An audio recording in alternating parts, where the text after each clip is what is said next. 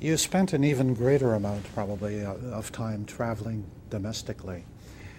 Did you make it to all the dioceses? Yes, I did. We have 30 dioceses across the country, and only very recently did I visit the 30th of them, but which was the Diocese of Athabasca. But over time, of course, there were many dioceses that I was involved in again and again. But I have covered the whole church.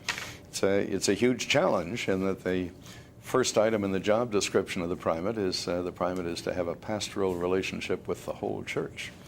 Well, you can't do that unless you're present. What kind of a church did you find? Was it what you expected? I think in a majority of cases, there's a crying need at the local level for assistance with things like congregational development and stewardship and youth work and finding the tools to be effective in the communities that they are in. And the wider and global issues do not loom terribly large for quite a segment of our church. That's not without wonderful exception, but I would say generally that apart from very dramatic things such as the tsunami and such as the Primate's World Relief and Development Fund response to the AIDS pandemic, such very dramatic things like that will draw their attention. But a general concern for development and a general concern about our ecumenical relationships internationally don't rank terribly high in the priorities of many of our parishes.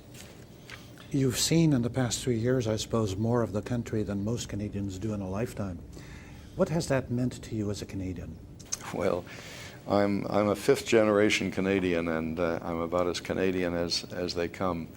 And I think the first thing that makes me think about Canada is my international visiting. And I virtually want to kiss the ground every time I land in Canada again. What a privileged nation we are, and in so many ways. The natural beauty, the natural resources, the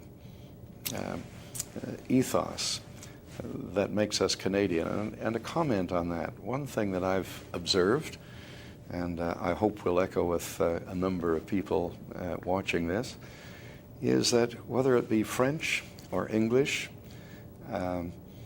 whether it be First Nations or recent immigrant populations, as you go across the country, that same Canadian ethic of compassion and tolerance and social responsibility and so on seems to cut right across all of those cultures, and it's a wonderful thing that makes one increasingly proud of being a Canadian.